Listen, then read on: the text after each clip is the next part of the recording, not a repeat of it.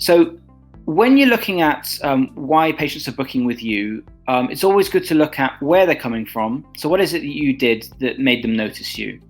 And what is it that you're doing there that shows them that you are providing the values that they want? So in other words, how do they understand from that what it is you're doing that they need?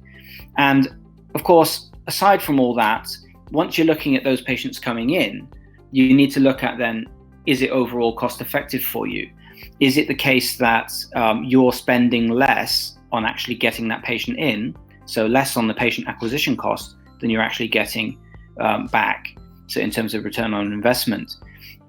So what we do essentially is we break all this down so you can understand precisely where people are coming from, what services they're booking, whether they attended the appointment even, how much money came in as a result of that. And of course, you can compare all these things to the amount you're spending on the channels and all sorts.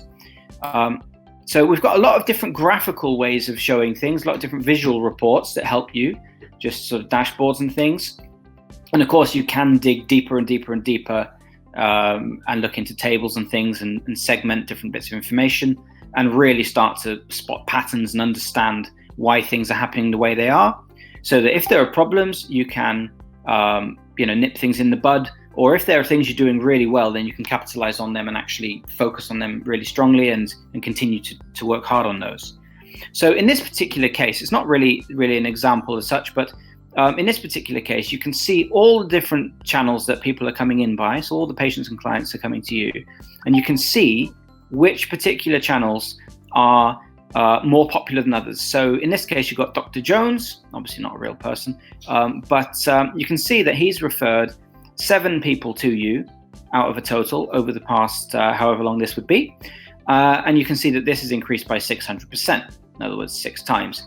You're not going to necessarily experience figures like this unless you're just starting out with your stats. This is obviously from a demo clinic, and that's why the percentages are a bit off. But the principle lies the same. You can see the breakdown of each channel and how that's changed. So you can understand essentially whether you're getting better in a particular acquisition method or worse, and then you can take action accordingly.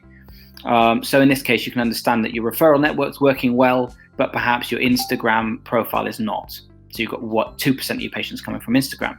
So it might be that if you're paying for all sorts of different services, maybe a social media manager even, whatever you might be paying for, if you can see that it's not working, even from this donut chart alone, then you know straight away that you need to dig into it and understand what's going on. So what these charts do in Medesk is really give you something to hook onto and then dig deeper. You can learn a lot from them on their own, of course, and get overall broad summaries of things, but digging into that deeper is obviously going to be more helpful. And so what we're also going to be looking at in the same sort of vein is how much money's coming in and how much is coming in on average per appointment. Because what you can do then is you can look at the overall figures and see if they're about right. But what you can do is compare that with the acquisition channels and the patients coming in by them. So you can actually see how much you're making per appointment per patient from a particular channel and make sure that number is significantly higher than the amount that you're spending, whether that's on acquisition channel, whether that's on overheads like room rental or personnel hire, that sort of thing, and just make sure that you're actually in the black. And what Medesk allows you to do essentially, as I've said, is dig much deeper into all these things and combine as many different factors as possible to understand precisely what's going on. And the idea is to start detecting patterns to things. So in this case in particular, there's just an example I've made up really based on our dummy data that we use. And you can see that the GP consultations that are booked through Facebook as a first-time appointment by women in just starting middle age, you can see that it's not costing you too much per patient to get hold of these people and get them in for an appointment, but they are spending essentially 3 times what it costs to get them in. So this is obviously quite an extreme example. Your margins might not be as good as this, of course, but at the same time, you can essentially just compare these things quite easily.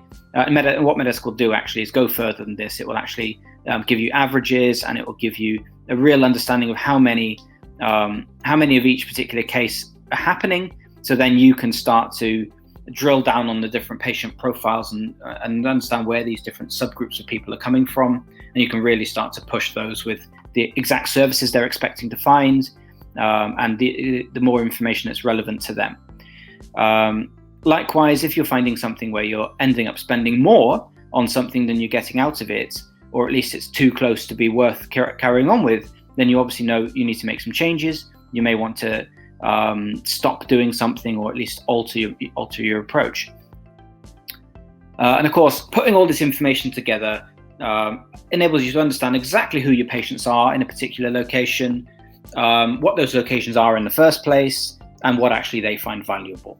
So you can do all of those things in Medesk quite easily.